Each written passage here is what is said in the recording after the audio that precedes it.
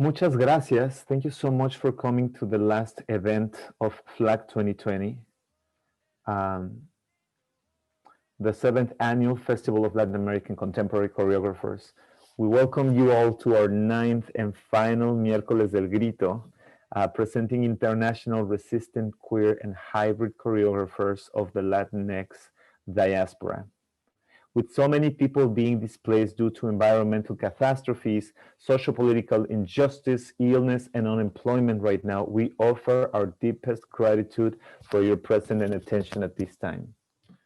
Before I introduce our presenters today, we will continue the tradition of beginning every session with a land acknowledgement written by my compañera Andreina Maldonado. So let's take a deep breath together, breathe in, and exhale. We start FLACC 2020, El Grito, by acknowledging the land we stand on and the traditional native inhabitants of this land. We acknowledge the animals and ecosystems that have perished in the fires, floods, and corporate-driven contaminations and extractions. We acknowledge the indigenous communities that are facing continued threats of fracking violations on sacred land. Acknowledgement for native land is a simple and powerful way to show respect towards indigenous peoples' history and culture by honoring the truth. If you know the name of the indigenous territory you are zooming in from now, please feel free to add it in the chat box, Facebook comments, or to your Zoom name if you would like.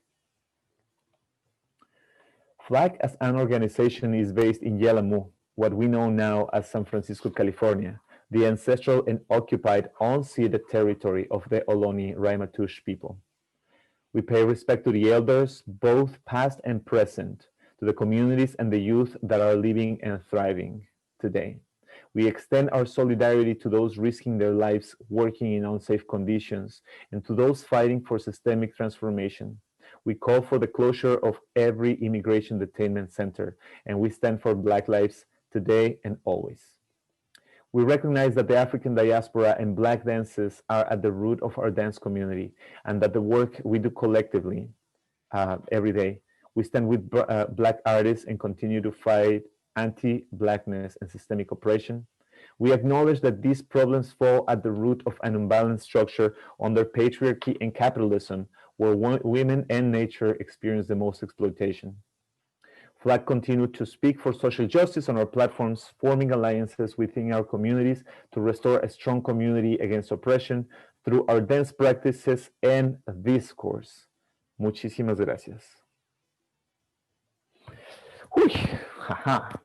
Okay, I have never done this all by myself, but let's take a pause, breathe, shake, take a moment to plug into our bodies right now. You know, we spend so much time plugged into our devices, and we try really hard to make a human experience out of this interaction. And well, without further ado, today I'm so excited to present Miercoles del Grito, our 9th week of programming for FLACC 2020, the Festival of Latin American Contemporary Choreographers. And today we have FLACC Artistic Director Liz Duran-Bouvion, who will be presenting work by her company Piñata Dance Collective, highlighting the solo narratives of survival featuring Andreina Maldonado, Isaacar Corbion, and Ronya Ver in the context of her 2018 production at the Dance Mission Theater, Piñata 45, The End of a Rope. When the former owner of Miss Universe and accused perpetrator of sexual harassment and domestic violence sat in the White House for the last 4 years, the number of women speaking out against gender-based violence gave rise to the Me Too movement. For the Piñata Dance Collective, the body becomes a site of process and of resilience and fragility. This panel will be moderated by dance scholar and author Dr. Melissa Blanco Borelli from the University of Maryland School of Theater, Dance and Performance Studies. Melissa, welcome. Bienvenida. So as Arturo said, I'm an associate professor at the University of Maryland in the School of Theater, Dance, and Performance Studies, and it's my pleasure to have a conversation with Liz, Andreina, and Rania about this provocative piece of work. So I'd like to first introduce everybody to Liz. If you don't know her already, I'm sure many of you do. But here we go. Liz Duran Bubion is a multimedia dance theater artist, presenter, and registered somatic movement therapist dedicated to the practice of liberation through the body in relation to self, other, and the world at large. As a Chicana and queer choreographer currently based in the San Francisco Bay Area, Ms. Bubion is making a bridge between several communities by placing value on identity, ecology, and radical aesthetics through personal narratives, ritual performance, and political art intervention. Her choreography under the name of the Piñata Dance Collective, founded in 2011, includes a body of work developed as deconstructed piñata rituals, historically rooted in serving as a container for the creative processes within the context of impermanence, adaptation, and survival. Her teaching is based in contemporary dance, Tamalpa life art process, and contact improvisation. She holds a Bachelor's of Dance from CSU Long Beach, and MFA Interdisciplinary Art from California Institute of Integral Studies, and serves as the founding artistic director of FLACC. So welcome back, Liz. Thank you so much. Or you've never really left because this is your baby in many ways. So exactly. I've been here for 9 weeks. Thank you so much. Mil gracias a todos. Thank you, Arturo, for holding FLACC with me the last few months while we've pivoted to the virtual platform with Latinx artists and discourse. And thank you, Dr. Blanco Borelli, for supporting me in the Piñata Dance Collective today with such short notice. And I asked you because I was really inspired by your talk with Rosie Herrera and Indira Perea and all of the alignment that I felt with some of the themes that they're grappling with, deconstructing popular notions of beauty and gender politics and how we use our artistry to confront the challenges of our lives. So here we go. We're here. So thanks for coming back. And I really want to thank all my collaborators, all of you who are here in Zoom and who are not on the panel, but are in the dances, like Valerie Mendez is here, and I don't know about Dominique Nigro and Kristen and others, but thank you for coming. Andre Maldonado and Ronya are here. Thank you so much for joining me today in this very intimate and possibly more vulnerable way, in an already vulnerable practice of performing on stage. And so, but yeah, as we're choosing to publicly discuss the work that comes out of trauma, I just want to honor that. And I know you wouldn't be here if you didn't share the belief that telling our stories creates more space for other survivors of gender-based violence and abuse in our world to also have a voice. And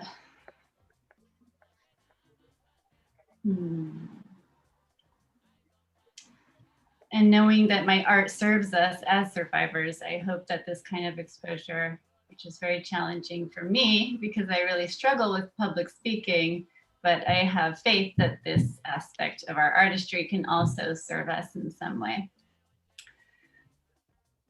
Okay, I think we will get started. Yeah, I think knowing that this is more visible through the internet and like is somehow nerve-wracking, but we're gonna do this. So I'm gonna start with sharing my screen to introduce Piñata 45. And Piñata 45, The End of Her Rope, was a piece we created about a year after the 45th president was elected. And after he was elected, I did this solo in a very intimate setting with the piñata and chose to infantilize him and play with him and do various things. including choosing not to wear undergarments for this performance.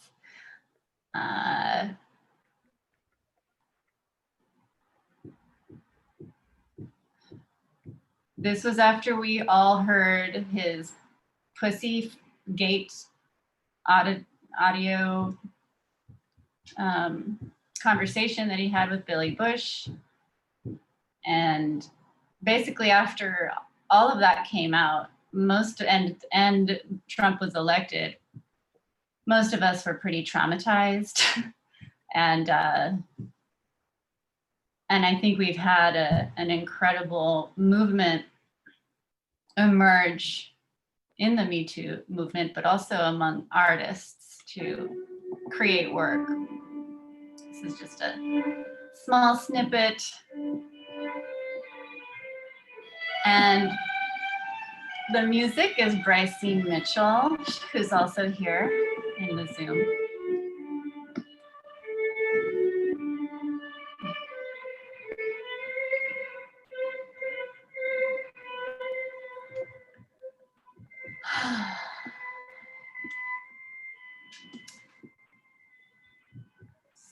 So for some of you who don't know, you will be hearing the audio that we turned into music with a world-renowned musician, David Molina, coming up. But all of that stuff led to these shenanigans and all this going on, kind of taking me in a totally different direction with my artistry than I've ever been before.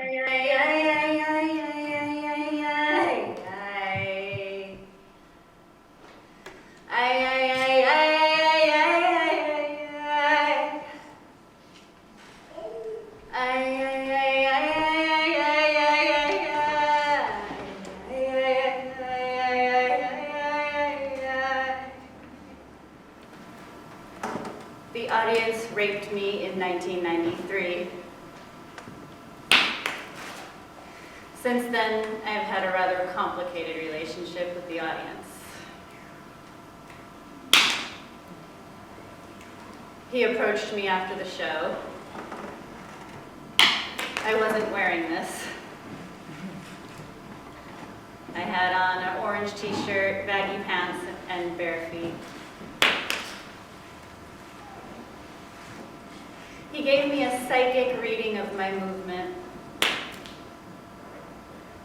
I was so open and naive.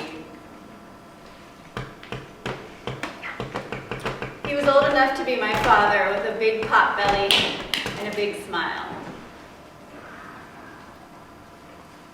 A week later, he came over to my apartment to give me a psychic healing massage. That's not what he came over for. 4 hours of saying no, and then I surrendered.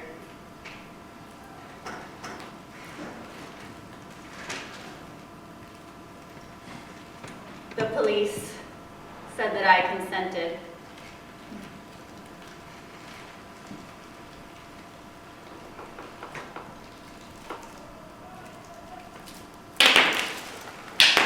It could have been worse.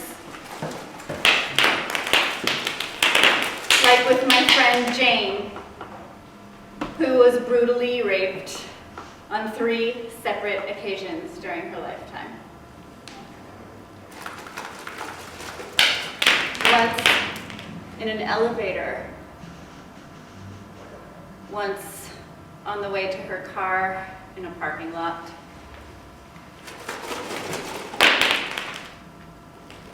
The other location, I can't remember. It could have been worse.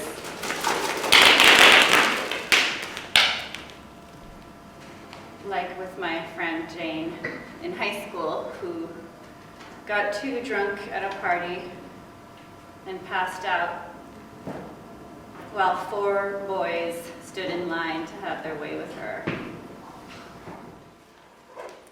Fucked up just like a piñata on the floor and feeling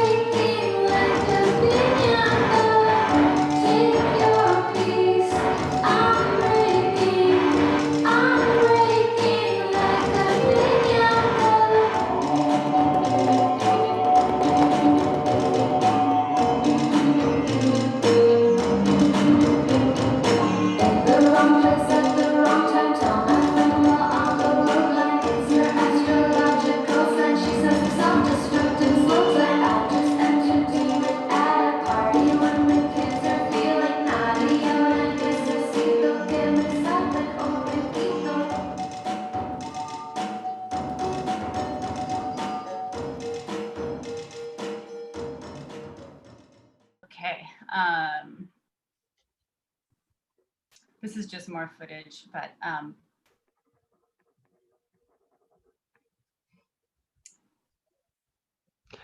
you want to ask me a question or should I talk about it? We can. Well, no, I'll begin. So I'm thinking about what's in your bio and what you highlighted as you were speaking, as you were creating the introduction for the piece, and you mentioned this idea of radical aesthetics, and then you said the word shenanigans. So I'm curious as to, can you say more about both the choice of words to describe your work, particularly if you can couch it in content and form? So is your radical aesthetics in the form or the content, and are your shenanigans in the form and in the content? And then how do you work through both of those? How do you work through form and content to speak about your interests and your political views in your work? And then I'm watching these women. To me, they look like insects, and they have like tentacles. So already that's a type of playing of aesthetics, right? Going against the opposite of beauty, right? If we're thinking about Miss Universe. So yeah, if you can speak a little bit about radical aesthetics, shenanigans, and form and content.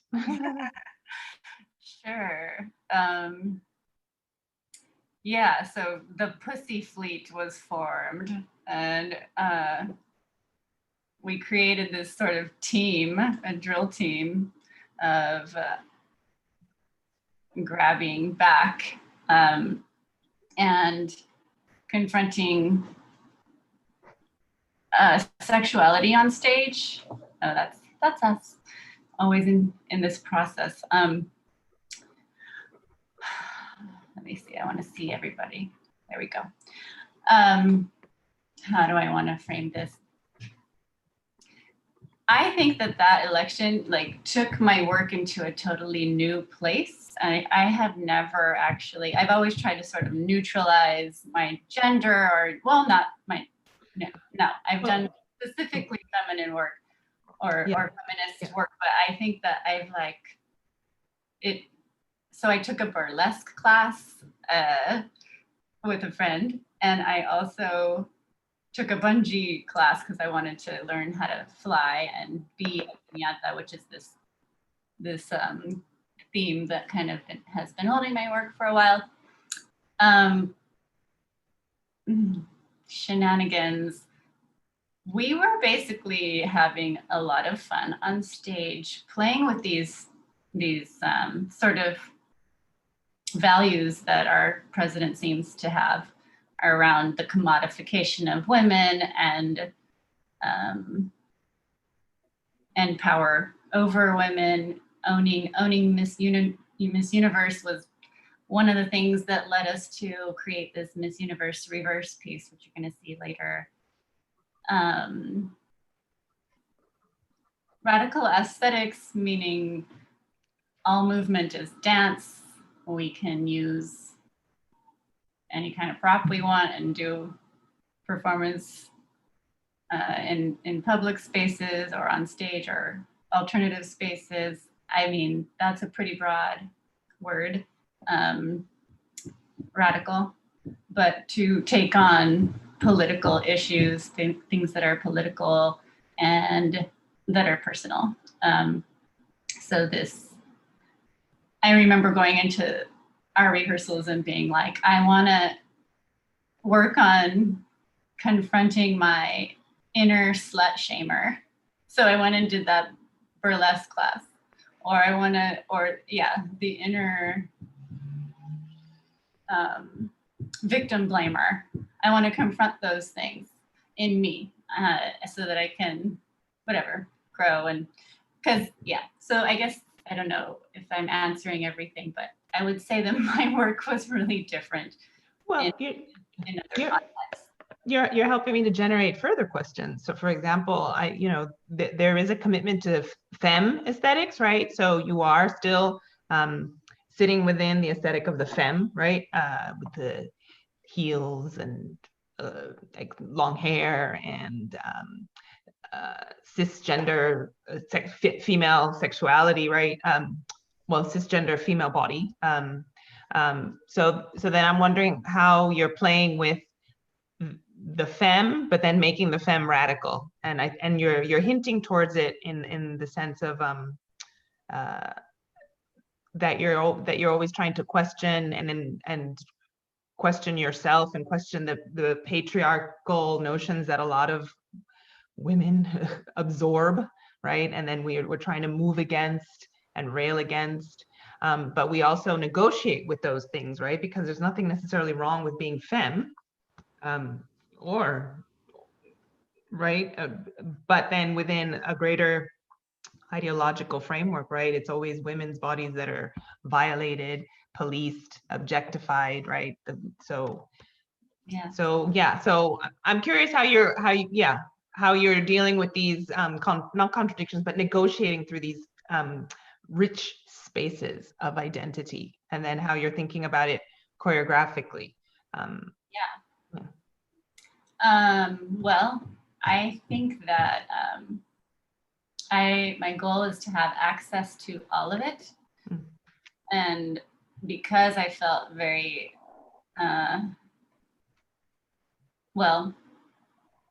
scared to be overtly sexual on stage or like play with burlesque, or because I think that in the past, my work was not in any way sexual. It was always about, I don't know, an ancestor or sisterhood or some aspect of identity that is connected to my gender, but not necessarily sexuality. I did a piece called Cosmic Drag in 2007, and that was male drag.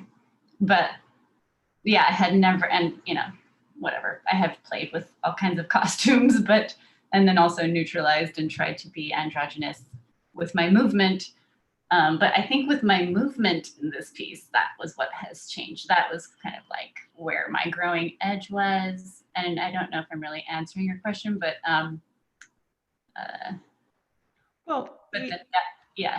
gathering these women with every story and women and non-binary folks.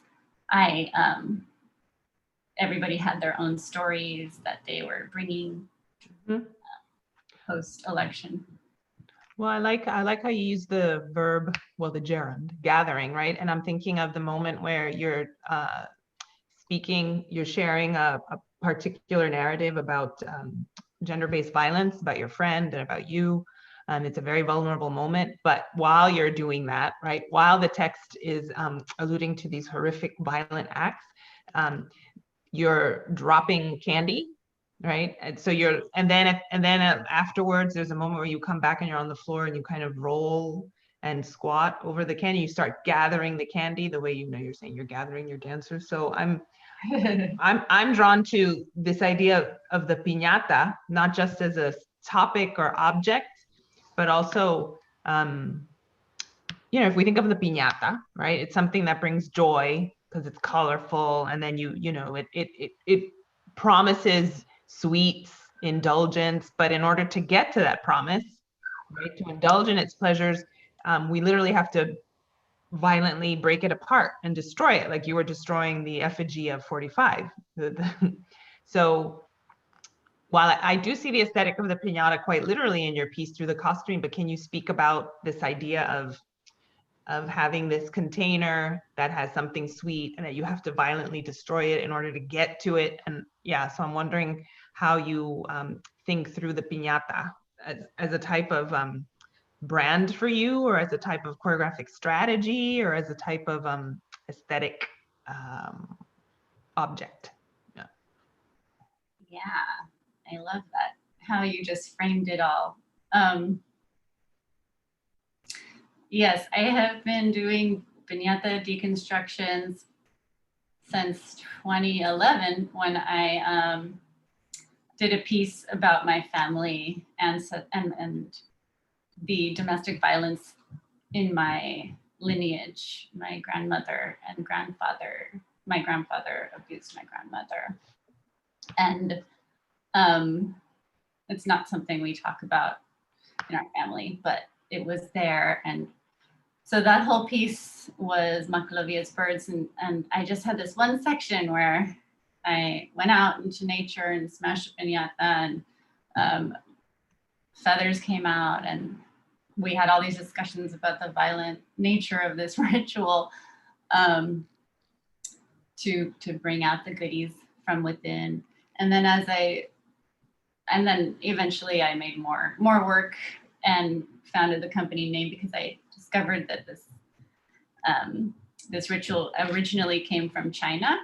Marco Polo discovered it there, along with other things like gunpowder and lace and spaghetti, and brought it back to Italy, and Italy took it to Spain. But Italy, in Rome, they Catholicized this ritual. Well, it used to be a planting ritual, and then it became something else, and then the Spaniards colonized all of Mesoamerica and subjugated the rituals, the breaking open rituals of the Maya and the Aztecs.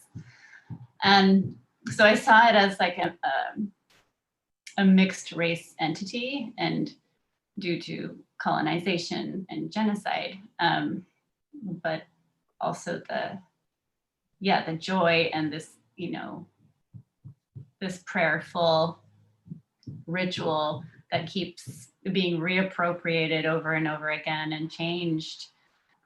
I started to see it as a great symbol for the body as an impermanent thing, and also as a symbol for dance and performance art as impermanent art forms. So they're all impermanent art forms. So the piñata, you mean? The piñata is a symbol for the body. And yeah, but but the thing I still can't get is the fact that you have to actually hit it. You have to be violent to it. So that's the thing that's really difficult. And maybe you're grappling with that too, right? So yeah, if you can say. Yeah, there's a lot of taunting and teasing in the actual ritual of you're blindfolded, and and you pull it, and people trying to make you dizzy, and they're like, it's this really intense, dramatic thing, and some people are afraid of this ritual and won't do it. But I grew up doing this with my family, so I like them. Or actually, I ended up doing tons of slowed down versions, like with audience blindfolded and having sensory experiences of, touch, taste, sound, etc. And so that was all really fascinating. But to sort of sum it up, it's a cycle. It's something you create, something you destroy, and you consume, and make it all over again. There's truckloads of piñatas coming in over the border, and like they just are not. They won't stop. There's still, and over 500 years of colonization and imperialism, we are still here, and we continue to make and create and be on the planet together. So I don't know if I really answered everything, but there's more on my website. Is that good? Yeah, I can't hear you. Sorry, I had to turn off because my landline suddenly decided to ring. That never rings. No, it just generates more questions for me. So I don't mind continuing the conversation. I'm just mindful of time. Maybe you can speak a little bit about, 1 second, sorry. So you've addressed a little bit about the kinds of stereotypes or expectations that are put upon women. So then I'm curious how you then use gestural vocabulary that's associated with it, because I'm just thinking of the moment where you're showing us after you destroy the piñata, then we cut to a moment where you're dancing, and it's quite expansive, and there's I saw some balletic vocabulary there, and the ballet is very much associated with the female form. So, and it's also associated with a particular type of virtuosic European aesthetic. Yeah. So I'm wondering how you're reconciling the form again with the content and the critique that you're making about beauty, aesthetics, and gendered-based violence. So how are things working in tandem sometimes in your work, and how are things creating further disjuncts? And then what is productive about that for us to see in terms of representation of women on stage? So yeah, I realize that's many questions at once. So whatever you want to jump in with. But particularly if you can address that part of that choreographic moment that we saw from the destruction of when you're stomping. And then shifting. And then all of a sudden it's this sort of liberated, expansive balletic solo. Yeah, I think my intention there was just to be as strong and free as I possibly could.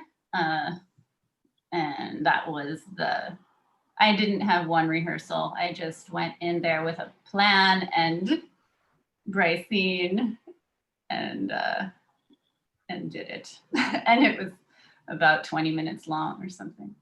Oh, so that was improvised. Very vulnerable. I felt afterwards like, holy shit, what did I just do? Because I didn't have, I never did that before. And I did research on, female performance artists who had put things inside their vajayjays and Carolyn Schneemann, the famous interior scroll. Yeah. Mm-hmm. Yeah, and I from the 70s. Played Eve Ensler in 2000. Before my son was born, I played Eve Ensler in the Vagina Monologues, and I, memorized all these introductions to each thing, and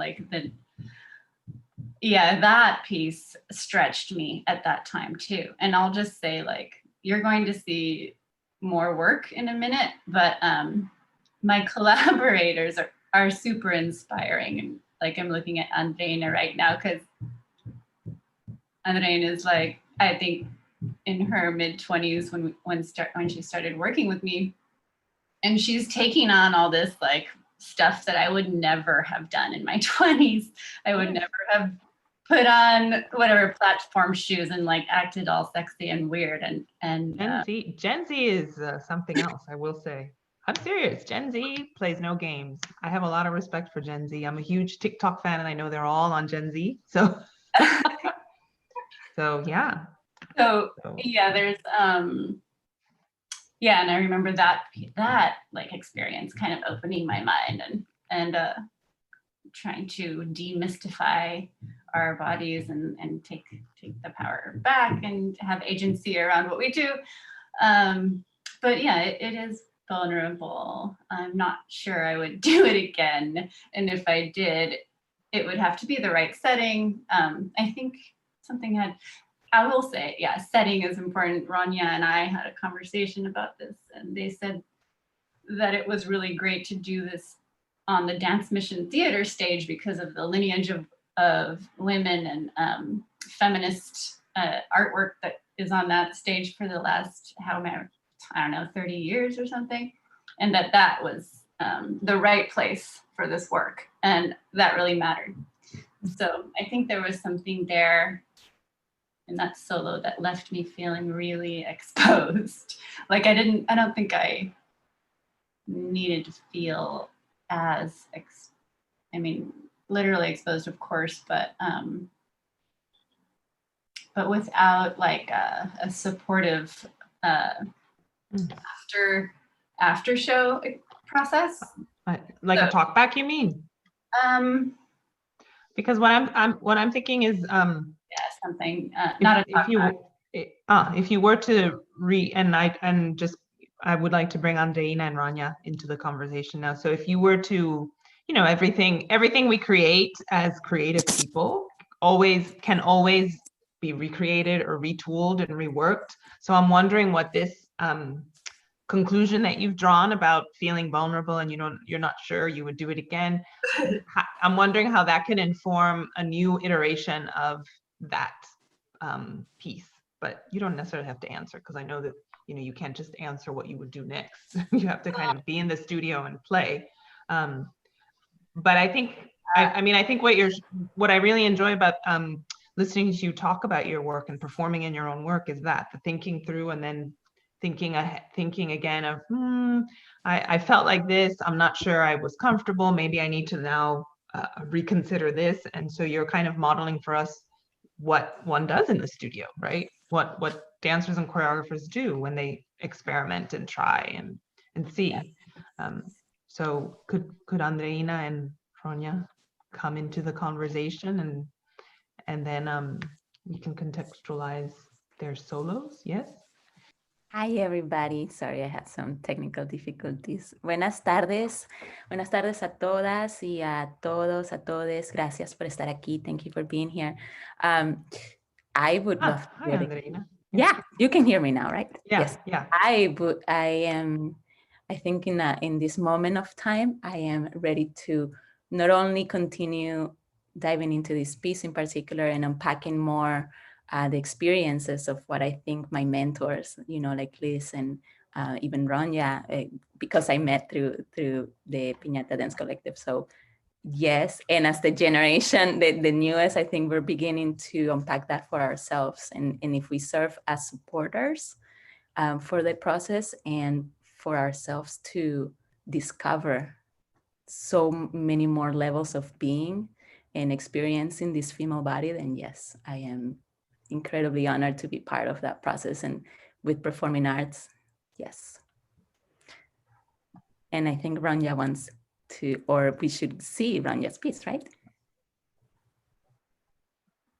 We're seeing Ronya's. Okay, so let me introduce both of you officially. So Andreina Maldonado is a Venezuelan performing artist, cultural worker, and educator based in San Francisco, California, Yelamu territory. She's a recipient of the California Arts Council, the San Francisco Arts Commission, and the National Association for Latino Arts and Culture for working with domestic workers and immigrant vulnerable communities in creating arts and healing practices. And she joined the Piñata Dance Collective in 2017 and serves as FLACC's Spanish interpreter. And Ronya is a dancer. Ronya Ver is a dancer, dance maker, teacher, mother, and activist, a perpetual student of performance as a way of participating in community and a tool for social change. They are deeply inspired by physical, social, and mass movement and its capacity to create meaningful impact on a personal and global scale. Ver holds an MFA in dance from Hollins University and is proud to be spinning underwater in Steve Paxton's DVD material for the spine. These are great bios. You guys are very diverse. I love it. So yes, what are we watching first? Ronya's solo. Okay, I'll share my screen again. And I think that there's a whole focus on process and what we do in the studio, and how probably like 50% of what we do in the studio doesn't make it to the stage. But in order to bring kind of this type of personal narrative, we really had to hold a lot of space for process and for supporting each other. And so this was one of the rehearsals I had. Ivana Trump testified in a sworn deposition during their divorce proceedings that Trump was angry with her for recommending a plastic surgeon he believed had ruined him with a painful scalp reduction surgery to remove a bald spot. Ivana testified that Trump held back her arms and pulled out fistfuls of her hair from her scalp before forcibly penetrating her. Trump denies that the attack or the surgery ever happened. Trump and his lawyers got a statement from Ivana saying she felt violated by the events of that night, but that she didn't mean that she'd been raped in a literal or criminal sense, even though what she described in her deposition amounted to rape as a legal matter. Ivana, I think I know. I know about silence. It started with taking away my voice. I became dull and lightless and antisocial. I made excuses. I lost my friends. I became isolated. No one knew. So even if I had had a voice and the courage to speak, there would have been no one listening. I knew since I was a child that people don't want to hear this stuff. So I built my own strategies. In the silence, I planned my escape.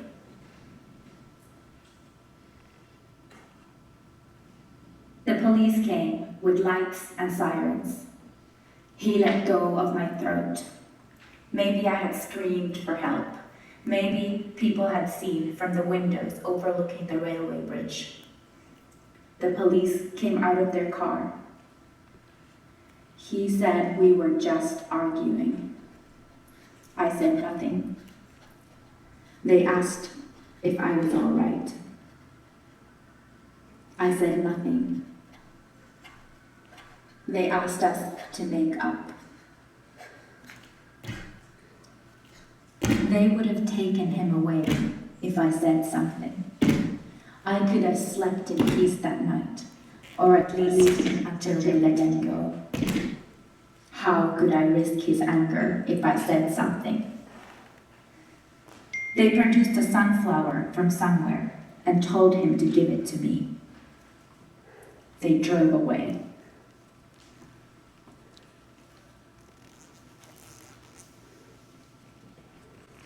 It was always strangers who intervened. The women who came after the concert when I was lying on the street, him on top of me still, his fist in my face. Do you have a place to go? Promise you won't go back. I promised, but I had no other place to go. I was paying the rent anyway.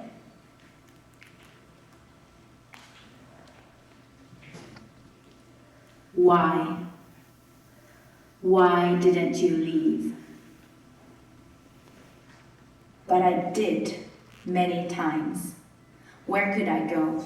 I took a train to another city, hid in my friend's apartment, turned off my phone.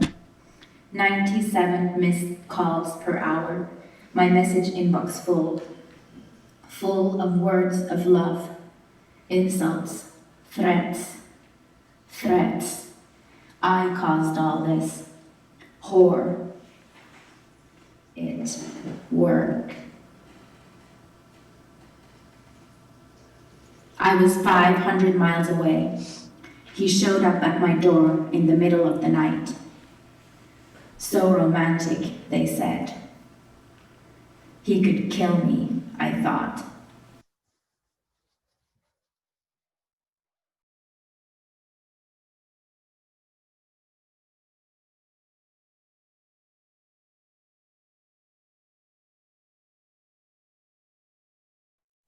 So there's more text to this if you want to just let it run while Rodney, you can share about the rest of it, or if Melissa, you want to jump in.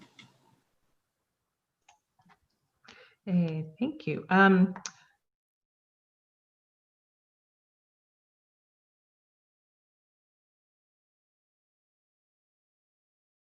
So what strikes me from this solo from the beginning is the fact that we can't really see your face up until you're actually lying in a very vulnerable position towards the front of the stage. So there's this uncanny, unsettling introduction, but then we hear these familiar names.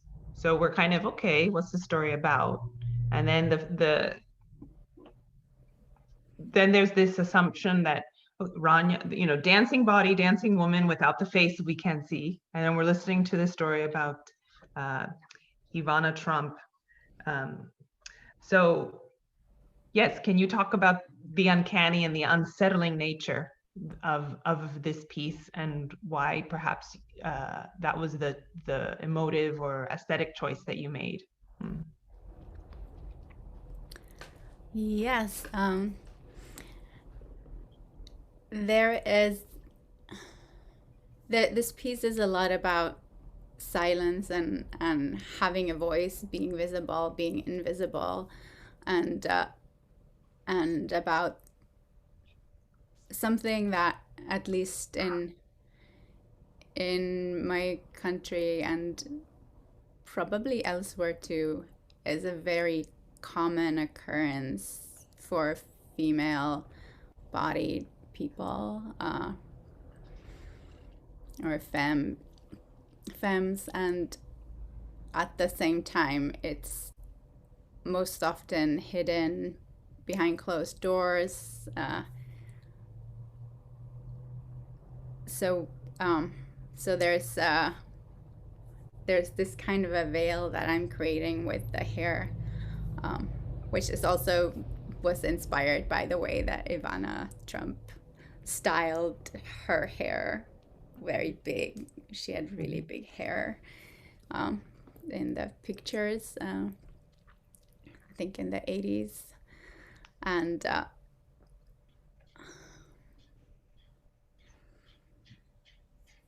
the sensation of this, the hair that's very, very tangled, I think that maybe is familiar for some folks.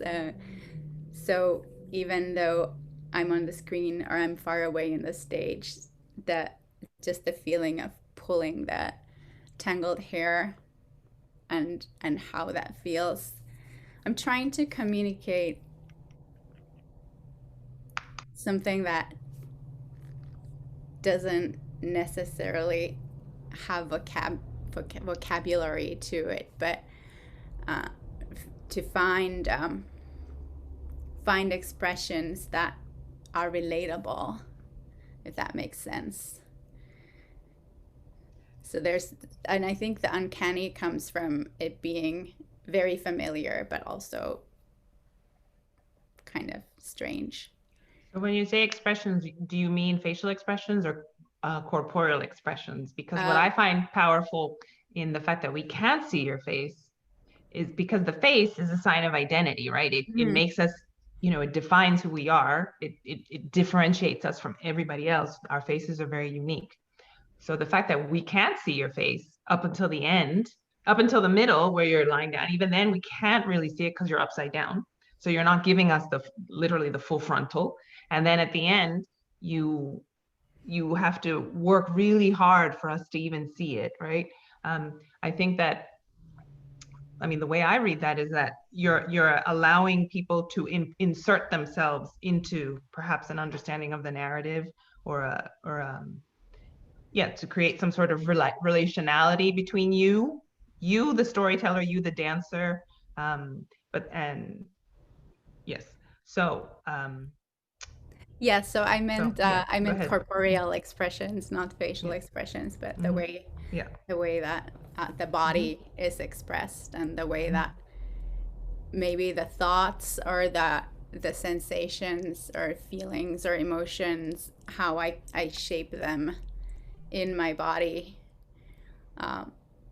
or the shapes that are made through moving through those kinds of feelings or sensations or emotions. The shape is something that I can show, that becomes a signifier of something or other, which I don't necessarily have a word for, but maybe someone else can fill that shape with their story when they see it and they recognize something. And we also see, I really like that you leave it open, but we can also see it in the quality of the movement. Has an emotive element, because the movements, although they can be graceful or flowing, there's a tensile nature. So your hands are like this, so it's a shape. It's like a space to hold things, but you're tensing it and you're vibrating it, and it's that kind of tension of like, where is it going to get released? Where is it going to find a moment to breathe or to relax? And then if we're thinking, well, I'll speak for myself, right? If I'm thinking that and I'm listening to the story, then it generates kind of a kinesthetic empathy, I would say, with you. And the fact that I can't see you also generate, I want to see you, but I don't have to see you to feel empathetic towards your struggle or or the pain or the narrative, even feel sympathetic towards Ivana Trump. Right. Yeah. Mm-hmm. Yeah. And I think like also if you can't see me, maybe there is space for you to see yourself in there, or someone else that you relate to, or some kind of an archetype. Should we move forward? Yeah, let's okay. Andreina, share with us your solo. Okay. Gosh. It's okay. All of these solos were contextualized, are not contextualized, but within this Miss Universe contest, which had a lot of content and really interesting stuff. But we're not going to be able to show all of it now. So it's an uncanny beauty pageant. Yeah. Something. I'm going to share the screen again, and you can see the full cast and their beauty. Using beauty to seduce the audience into our politics. The Renaissance era. Okay, here we go. Contestant number 1, Dominique Nigro. Dominique, if you win the crown for Miss Universe, how will you create world peace? Well, Scott, we are the world. We are the world. We are the children. We are the ones who make a brighter day. So let's start giving. Kristen, what did you eat for breakfast and why? This morning, I ate day-old bread from Phil's Coffee. Now, Scott, I know what you're thinking. And this is not the healthiest choice. And like most people in Berkeley, I likely have a gluten allergy. Let's try this one again. Ishika, what did you eat for breakfast and why? This morning I ate white feminism for breakfast. I'm still hungry. White feminism is a vapid-ass concept that leaves out race, gender, and sexuality.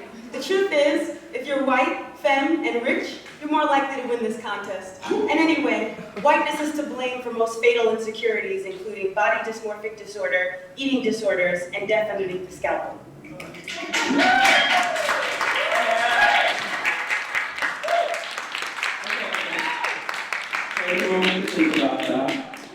Number 4, Andreina Maldonado.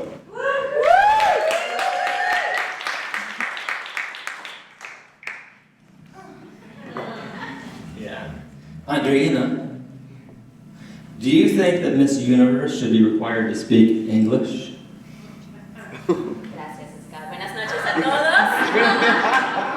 En mi opinión, la Miss Venezuela no tiene que hablar inglés. Para eso tenemos a intérpretes que nos pueden ayudar a entender en nuestro propio idioma. Entonces, Scott, no creo que la Miss Universo tenga que hablar inglés. Gracias.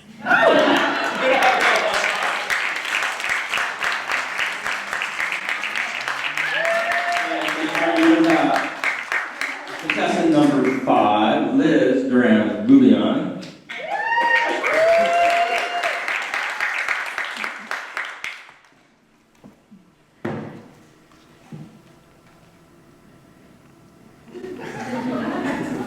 Liz, as a white passing Latinx choreographer, what do you think your role is in the community?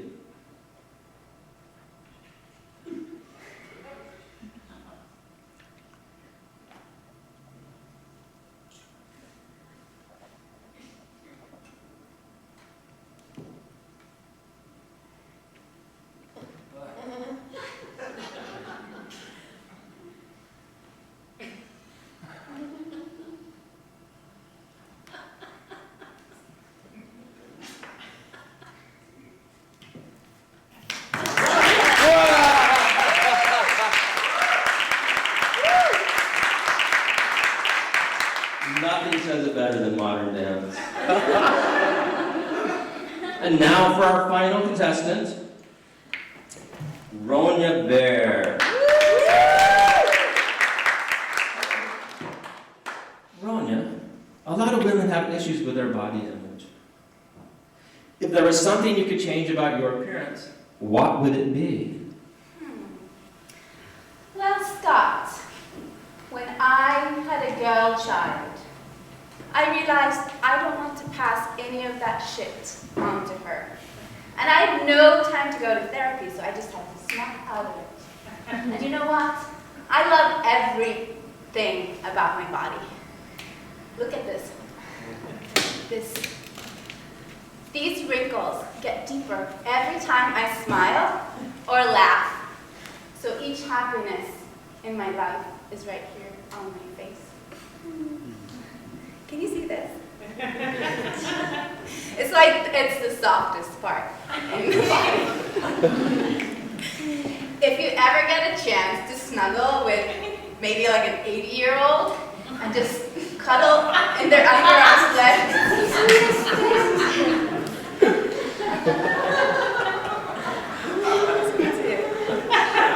And I need to show you this because my belly, it was like this big.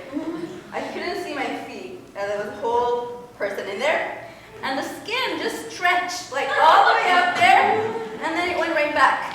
But you can still see like there's just a lot of the skin, so it's kind of cool. You can.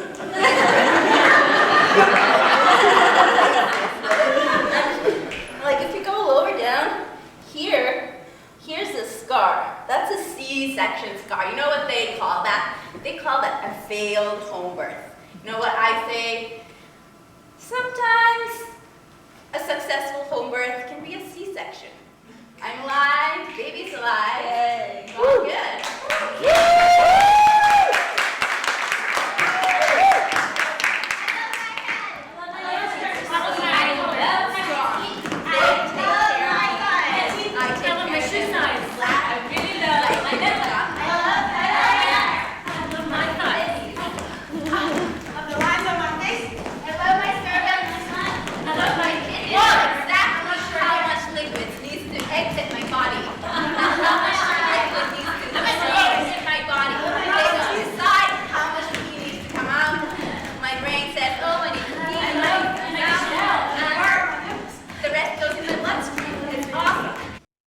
In one study, subjects were placed in a crooked chair in a crooked room and then asked to align themselves vertically.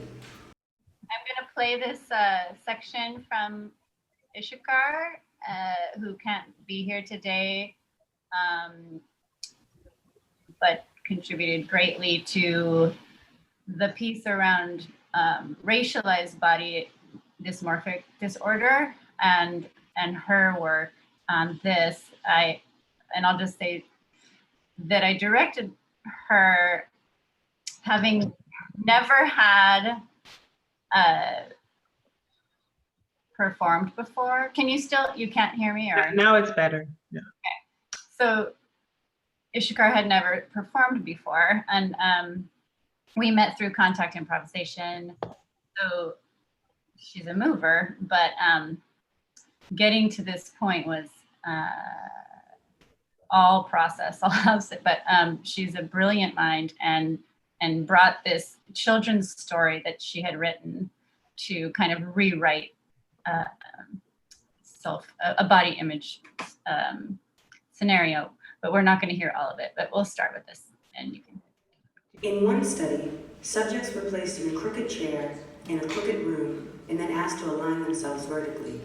Some perceived themselves as straight only in relation to their surroundings.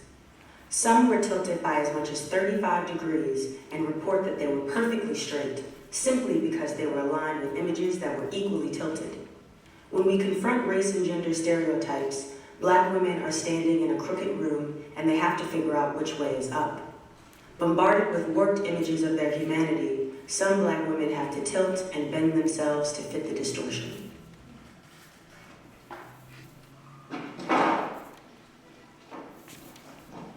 Hello, Bernie. Sit down.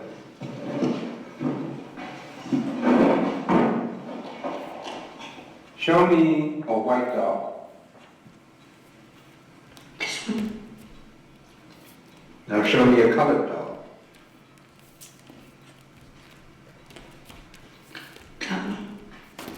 Show me the doll that you like best.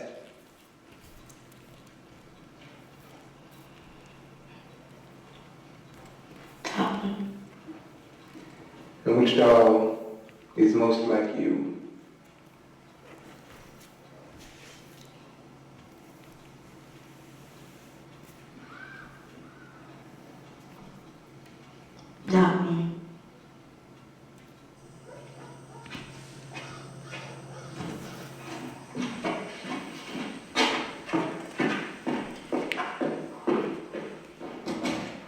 All right, Anne. Show me a white doll. Show me a colored doll.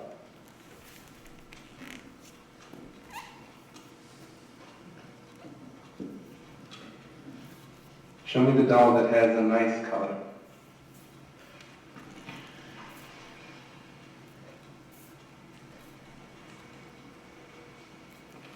Show me the doll that looks ugly.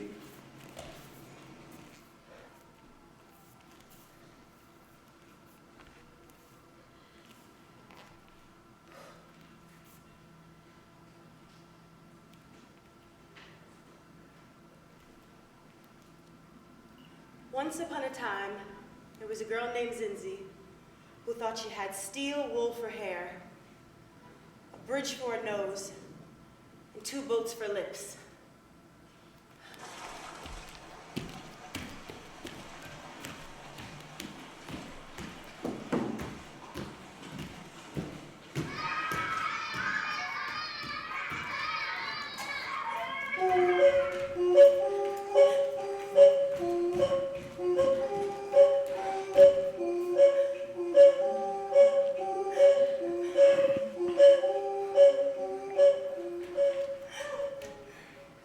One morning at school, a girl looked at Zinzi and said, "Look at Zinzi's hair. It's as rough as steel wool." Ha ha ha ha ha. Zinzi was confused. She had never had an issue with her coiled tresses and puffs her mama did for her every day. It was one of her favorite times with her mama. But her classmates' laughter was sharp and persuasive. "My hair is just fine the way it is." All right. Okay. So now we're almost there. So I wish everyone could hear the rest of that story, and I do hope that it becomes a children's book one day. But when we started talking about body image, the conversation around cosmetic surgery was in the room, and both Ishikar and Andreina have close people who are close to them who had a lot of work done, and so it was actually really normalized, and maybe even there was pressure on them, it was sort of normalized in their families. And then it just took me on this whole long research around the biopolitics of beauty in different places and from different perspectives. And here is Andreina going into her solo, and she can go deeper into that experience.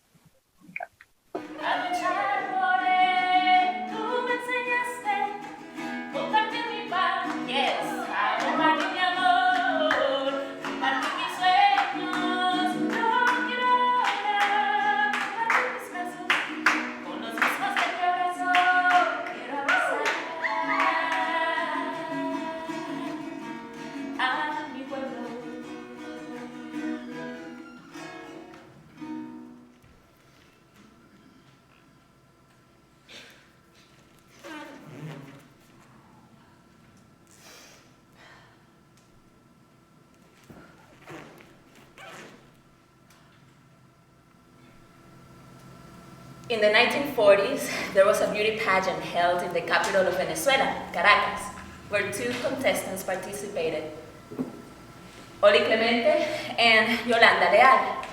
Oli was from the upper class, and Yolanda was from the lower class. Yolanda ended up winning because everyone cheered the loudest for her and chose her as their queen. Miss Venezuela became the voice of the poor people.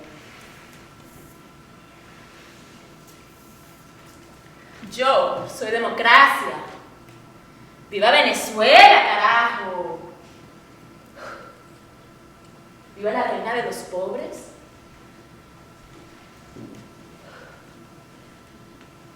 ¡Viva la belleza! That was a victorious moment for my country, but unfortunately things got a lot worse. Empty shelves at the grocery store, drug cartel crime, corruption, rape, kidnap, robberies. We had to make sure we were home before dark every day. One time, my sister, my mother, and I were walking home from a music lesson when a young man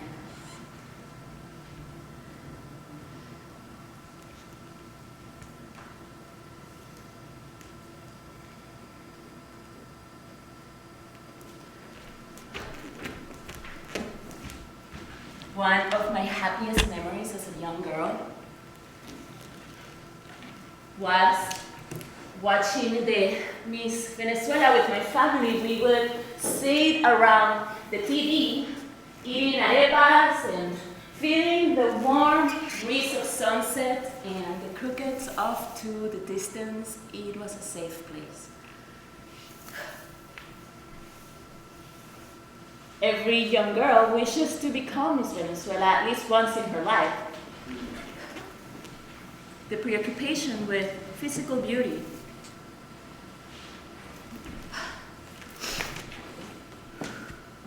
was both an escape and a distraction from the threat of violence we had to deal with every day. I would have loved to become Miss Venezuela, but I wouldn't have made it far because I'm too short. I probably would have had to get surgery on my ears. I probably would have had to get surgery on my breasts. Like most of the contestants, I would have had to endure sexual harassment on a daily basis because in order to get all of the surgeries that I need, I either have to have a lot of money or find a sponsor to pay for them.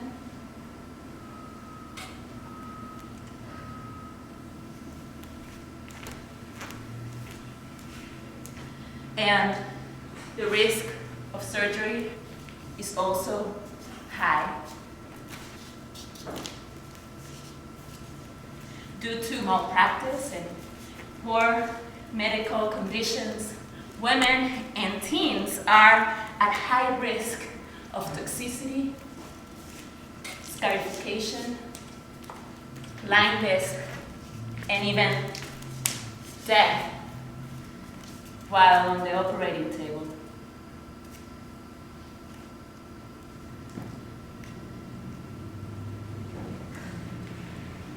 That could have been me.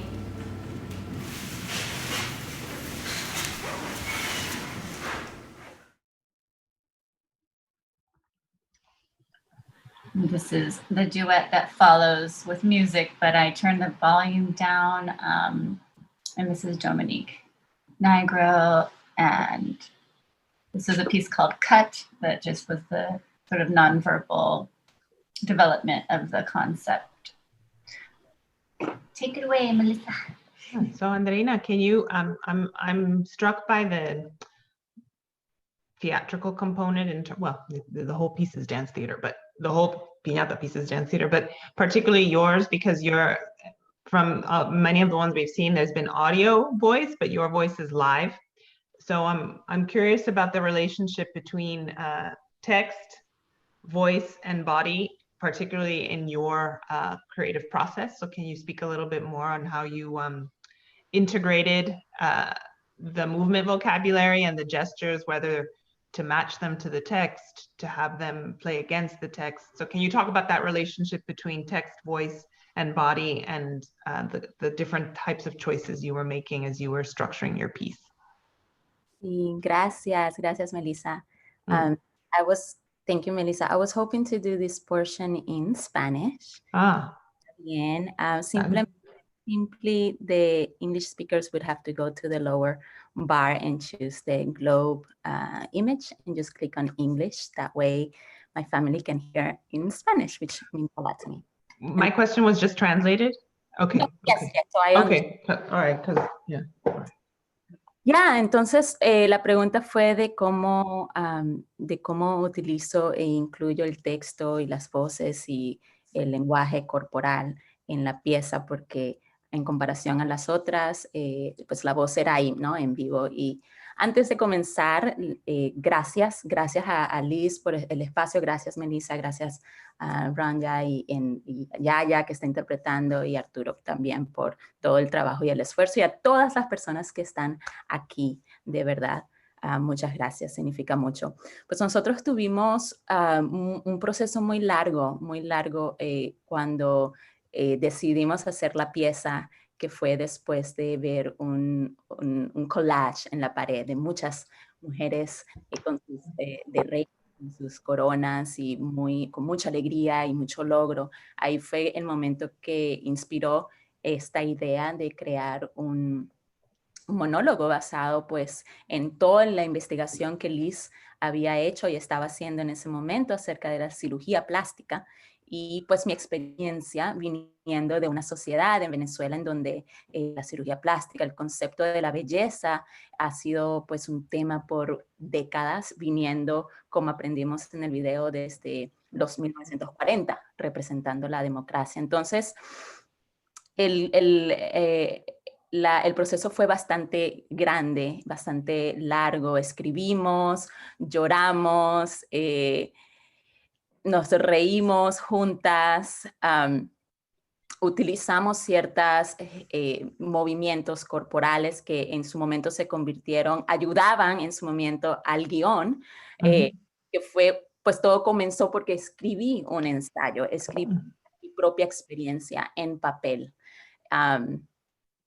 Y de ahí comenzamos a formar un vocabulario de movimientos que se convirtió muchas veces en como el apoyo al guión, y otras veces completamente iba en oposición y de manera satírica, de manera grotesca, como se puede ver en el dueto.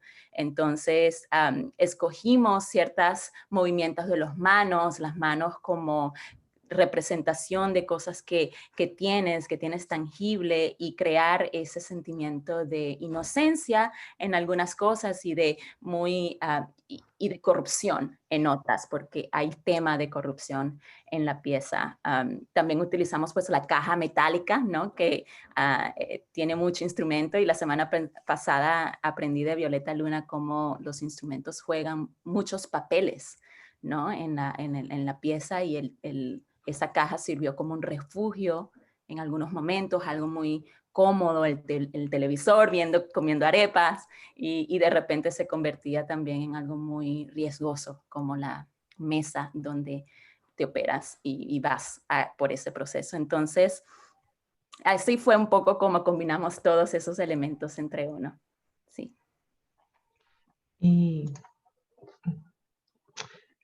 Vale. Espérate un momento, que tengo mi pregunta. Sabes que también para continuar, ¿no?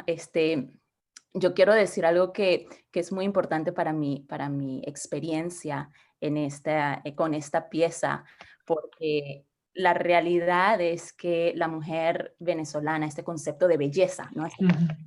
Viene de una mente muy colonizada, todos lo sabemos, estamos aprendiendo más y más de esa conciencia que se está abriendo, y pues la cultura venezolana es hermosa y es increíble, y al mismo tiempo ha sido por muchas décadas influenciada a través de los medios, a través de pues las demandas sociales de que tienes que cambiar de cierta manera tu aspecto físico para poder avanzar en la sociedad, de cierta manera, de obtener mejores trabajos, ¿sabes? Es ser reconocida, de respetada. Quieres siempre tratar de... Ha habido un movimiento muy fuerte de si se puede decir, de cambiar la percepción corporal a un estilo más europeo, ¿sabes? A la nariz más fina, el cabello liso siempre. No salías de la casa si tú no tenías el cabello liso. Blower. No Sin salías. hacerse el blower. Exacto. Tú, al ir a una tienda a ir a la tienda de la esquina te tenías que poner el maquillaje, ¿no? O sea, todo está y no lo entendí. No, de verdad que yo no entendí eso por mucho tiempo, hasta cuando me di cuenta, hasta mi adolescencia, me di cuenta que este concepto colonizado de la belleza juega un papel mucho más profundo en la sociedad venezolana, con implicaciones más grandes que simplemente la vanidad, ¿no? Entonces encajar en ese modelo de belleza representa un mecanismo de sobrevivencia, de supervivencia para la mujer mestiza, la mujer de color, ¿no? Con aspectos, facciones diferentes en la cara, ¿no? Que le permite ascender a la sociedad, como había dicho, y conseguir mejores oportunidades. El cuerpo femenino venezolano ha tenido que responder por mucho tiempo las demandas sociales, que por un lado hacen que arriesgues tu vida y tu salud, pero por el otro como que te ofrece una estabilidad, ¿no? Financiera, emocional. Entonces, esto para mí fue muy importante porque me ayudó a exponer todas esas desigualdades que existen en todos los aspectos de la vida para la mujer mestiza en Venezuela y puedo decir que en muchos de Latinoamérica también, esta percepción. Y sin embargo, he sido testigo de un cambio muy grande. He estado siendo testigo muy importante hablando con mi comunidad, mi familia, mi pareja que es venezolano y es como de mi edad. Entonces tenemos esta nueva generación que está surgiendo y va con el movimiento de repente más de un despertar de conciencia, ¿no? En donde nos estamos dando cuenta que esa reconexión a la tierra, esa reconexión a la madre, a la tradición, a las tradiciones indígenas, a las tradiciones negras, ese reconociendo a la tierra. Y una de las cosas, nada más para terminar, porque me parece muy interesante, es que hay un pensamiento ecofeminista que explora todo esto, que explora el reconocer a la madre tierra, reconocer al cuerpo femenino, amarlo, protegerlo, cuidarlo. Y hay una relación muy bonita que en mi trabajo me gusta explorar mucho, que es cómo ese cuerpo femenino se está convirtiendo otra vez en la vitalidad, porque todos tenemos una entidad femenina.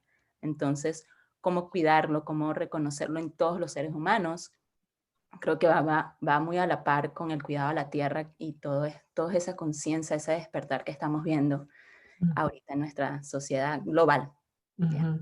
Sí, porque las cosas tienen que cambiar. Pero también lo que estás mostrando es el trabajo. Bueno, toda la pieza también demuestra el trabajo que es mantener la estética femme, porque es trabajo, ¿no es? Y claro, dentro de ese mismo trabajo también hay placeres, porque si uno está invertido en la estética femme, es una estética poderosa en sí, ¿no? El problema es cuando se mete dentro de los núcleos de poder, ¿no? Dentro del patriarcado, que ahí sí, entonces cambia y le quita el núcleo de poder y las specificities de lo que lleva esa estética femme. Mira, do I need to translate that? No, tenemos a Yaya. Okay. A Yaya la amo porque ella es una de las mejores intérpretes del área de la bahía y nos está ayudando. Gracias, Yaya.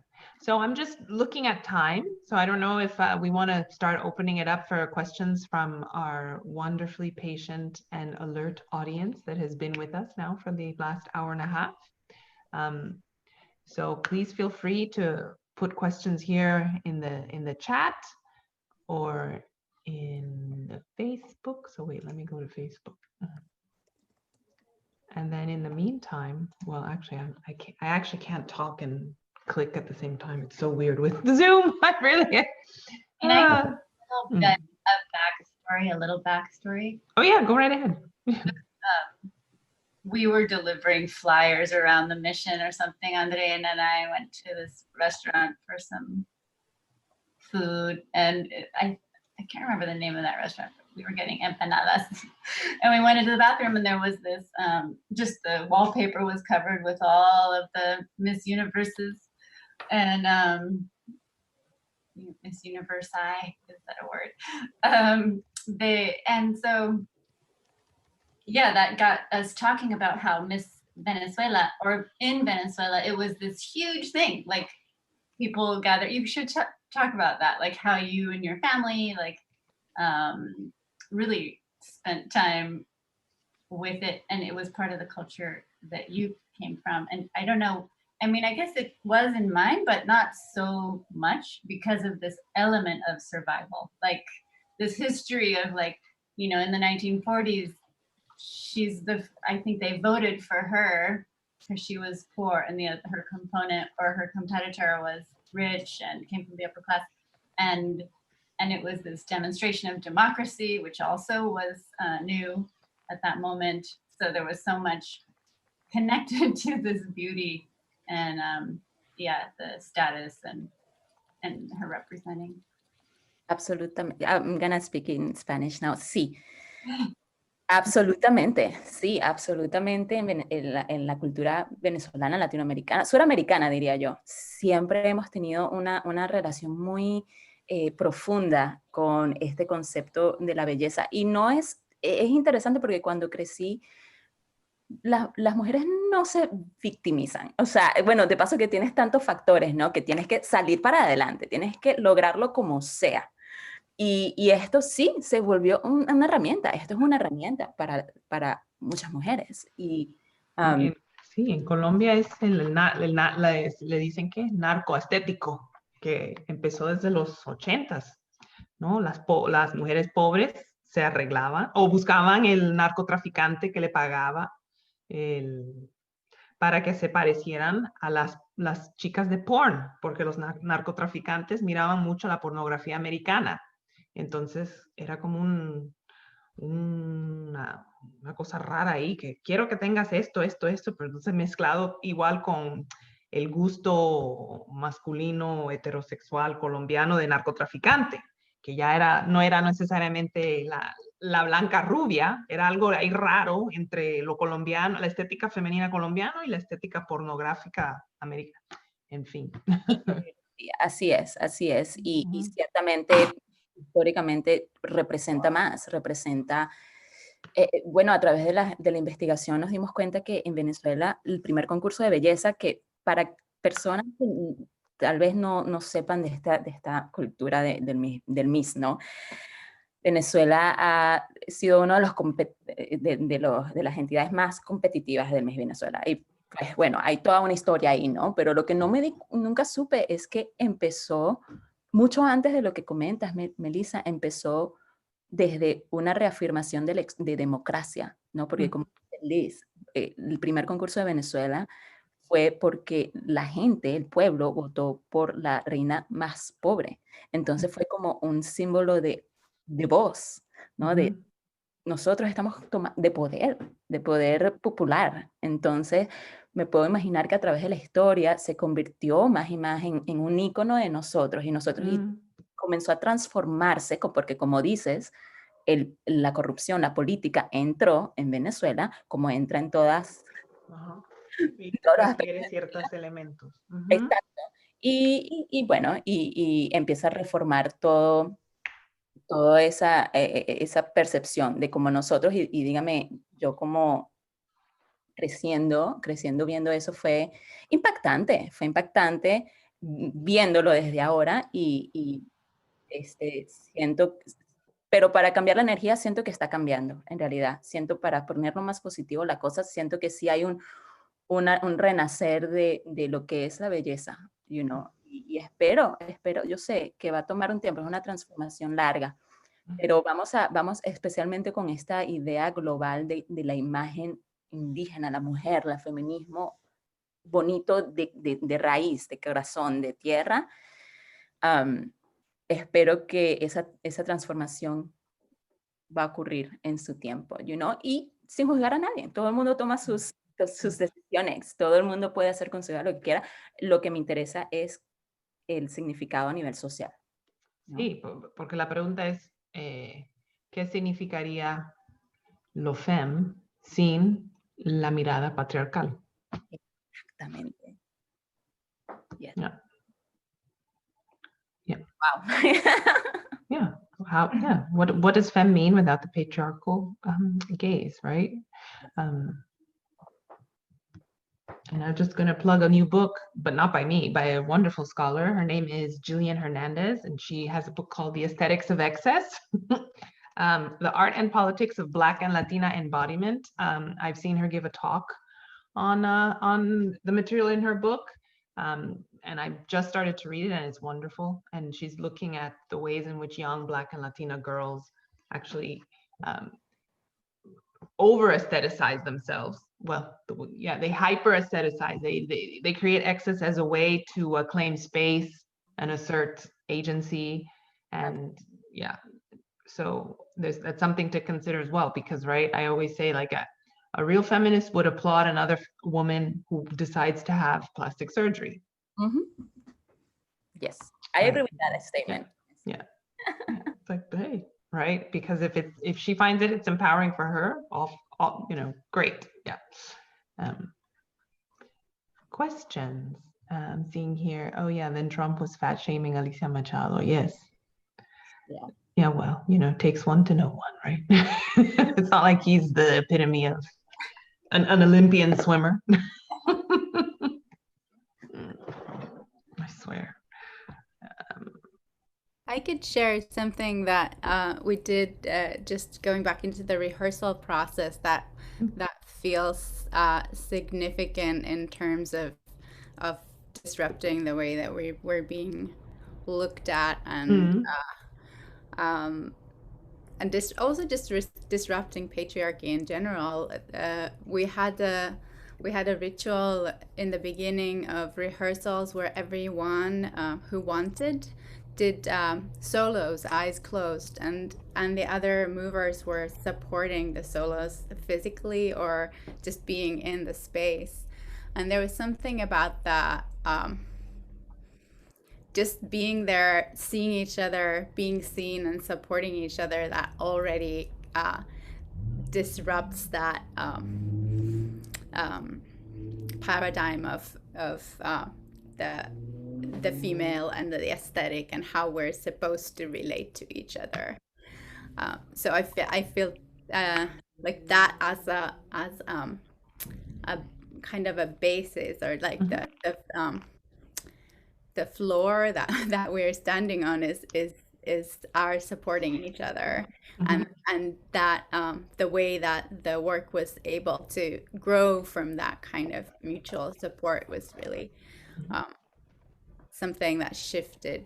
So the choreographic process is also modeling a type of coalitional politics amongst women across difference, but across similarities and across differences, right? Which is a one way that a lot of political theorists actually say that change can happen, right? It's like coalitional, collective politics at the grassroots level that then slowly start to see themselves moving up. But right, the only danger is, right, once the non-hegemonic power becomes a hegemonic power, right? What's going to happen there? People say, oh, what's going to happen once the underdogs take power? Because power creates power, it thrives on power. So but I think that it's at the micro coalitional collective level where things can actually model potential for a future that's more equitable and less violent for everybody. And I don't mean just people, I mean less violent for animals, for plants, for the earth, right? So an ecofeminism, like you were saying, Andreina, or even just a radical Black femme, indigenous politics. I need not be femme, but yeah. But in this case, I mean, we are talking about femme aesthetics, so let's leave it femme for today. Praise Black lesbian Jesus. Pardon? Praise Black lesbian Jesus.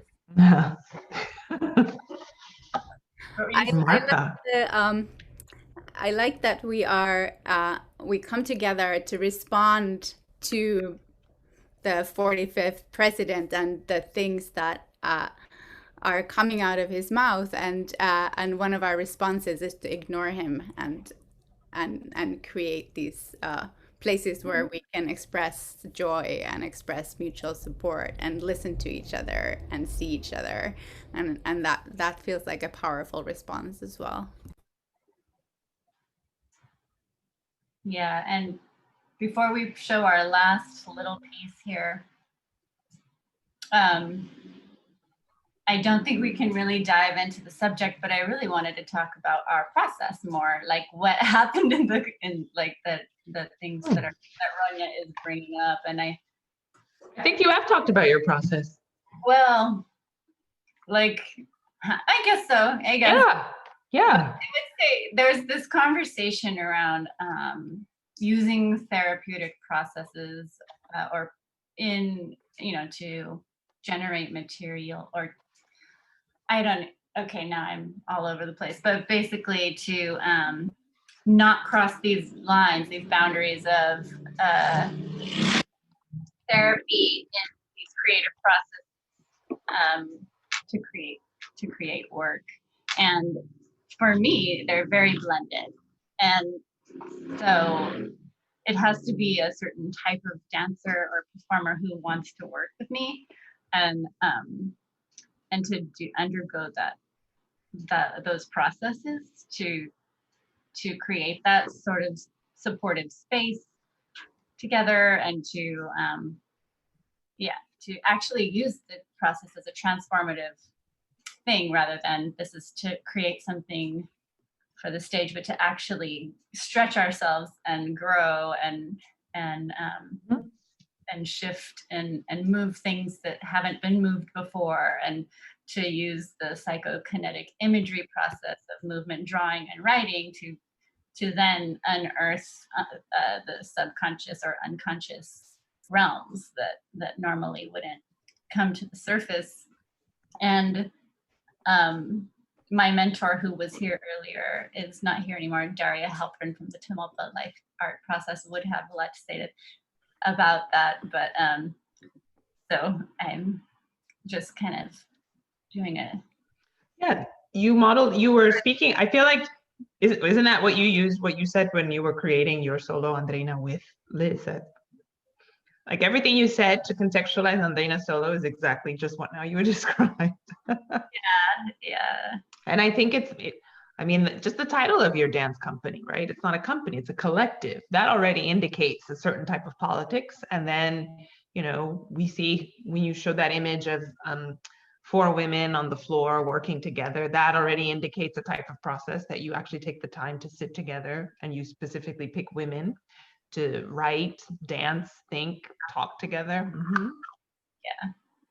And then the way you structure the piece, right? There's a collective, and then there's individual to give each one sort of a space to tell their story, and then the collective kind of takes it on board, right? Whether it's with Andreina, gets a partner, right? Someone to actually witness and dance with in unison, right? So then because to me the unison there means, okay, I see you, I understand, and I'm going to follow you. I'm going to be in the same position. I'm in the same position as you, right? Yeah. There was a lot of process going into that. Neither one of them loved wearing those costumes. Yeah, I just want to add right there, and I put it in the chat because it is true. There's always this element of support in these pieces, in every time we work together, and didn't quite realize that, like, put it into words until now. But yes, absolutely. In all the processes and the exercises, this idea of support was there, and then you see it a lot in the performance. Yeah, Yeah, it's because, you know, specifically many of you are dealing with personal, very personal, vulnerable histories that you need to establish that kind of intimate intimate personal and intimate working relationship, so you can feel safe actually putting that work out on a stage, right? Because making anything public is scary, especially when it's personal. So, and I would also add that, like, we had a lot of humor and, like, well, more than humor, but just kind of the hyper-feminism of our hyper-feminine movements and like all this overly performative stuff kind of gave everybody a little bit of relief to be able to take it in, because there was pretty difficult. We all need moments of levity, right? And I'm just thinking, you know, I have the work I'm doing, or I'm finishing doing, with Afro-Colombian and indigenous communities in Colombia affected by the armed conflict, and the ways in which they want to narrativize or archive their memories about the armed conflict from their perspective, right? And we actually found that a lot of them use humor. Humor becomes a way to move through grief and displacement, right? And this is often erased from the official national narratives of the armed conflict. So, so it's, you know, just to be victimized by the state or victimized by patriarchy doesn't necessarily mean that you are feeling, or that you are a victim. In other words, there you go. Agreed. Yeah, it's very, very real. Yeah. Okay, we're gonna show this last solo. Here we go. Is it a good time, Arturo? Yeah. And after that we can start. And then we'll end. Yeah. Okay. Here we go. This is the last. This is my bungee piece. It was fun. Okay.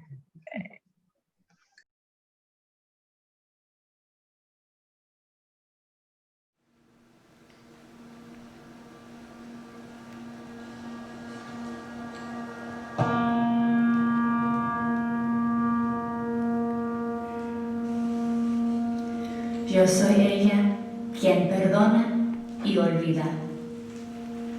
I am she who forgives and forgets. They took everything. There is nothing left. I am dead. But I will come back. Wait for it. I have to remember. I've been so many things. I've changed so many times.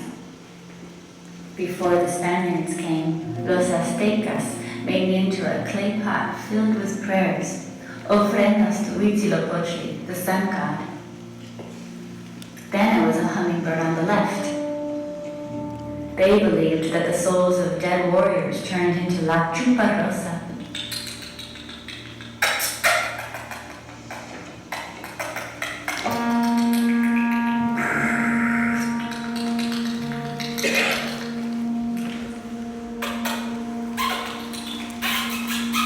But those Spaniards took over and they had a different idea.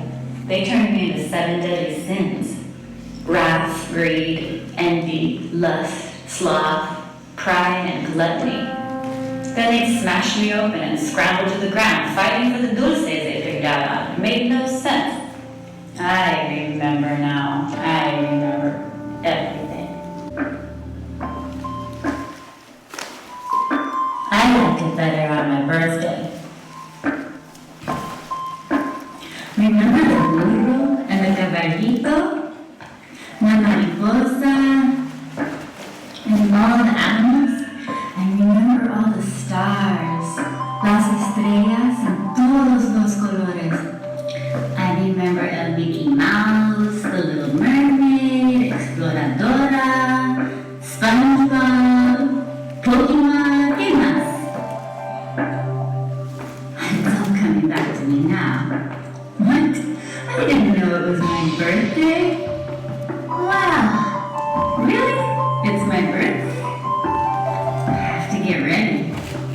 Una piñata que perdona y olvida.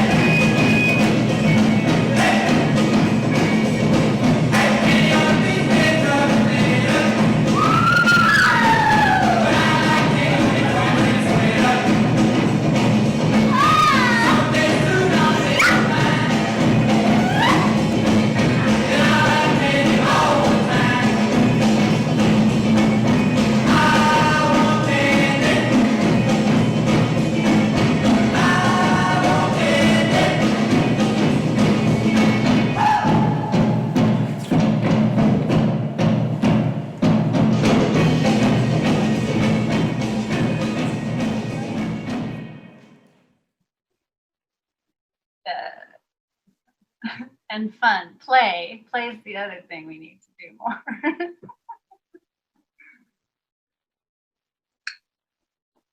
Okay, we're finishing up. Did you I can't hear you, Melissa.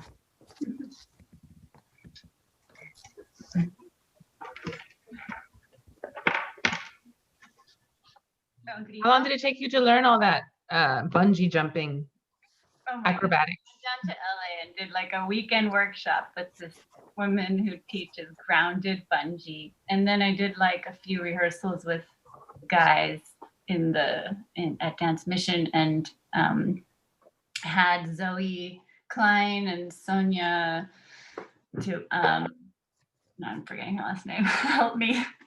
Other aerialists come and help me a little bit, but it was all just, yeah, I think I learned like 2 or 3 things that were kind of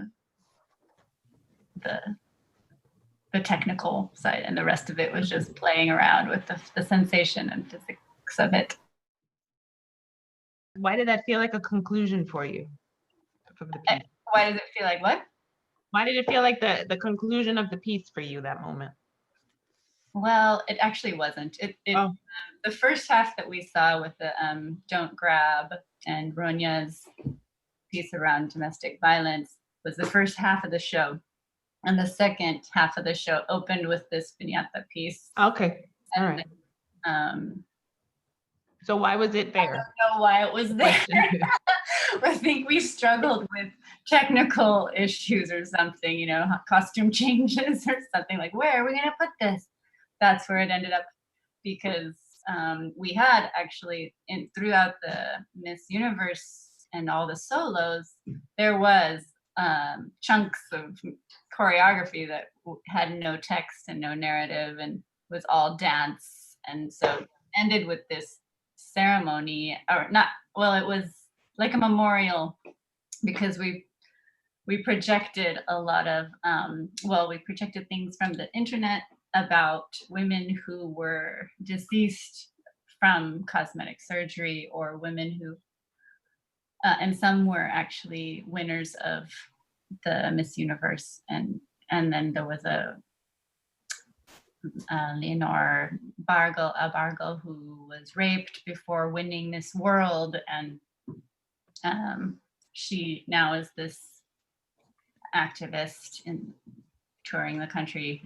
But so we just did this other thing at the end that needed to go there. It didn't need to end with something happy at that point. So yeah, there was a lot more to it, and I hope we get to do it again. And we only got 2 nights. That was it. We couldn't do it at all after that because funding and changes. And also I was done with the piñata. That was my final piñata deconstruction. And then I departed from that theme and did a whole thing about a June bug the next year. And I did. So anyways, so thank you so much, Melissa, thank you for coming. And no, thank you. Sorry, my cat's demanding my attention. It's about that time. No, it's okay. It's 6 o'clock. We went way over time, and but this is the end of El Grito, so we should scream and yell and call. Go ahead, Arturo. Thank you so much, everybody. I'm just gonna. Thank you, Liz. Thank you, Melissa, Andrina, Ronya, Issachar, everybody that was part of this amazing production.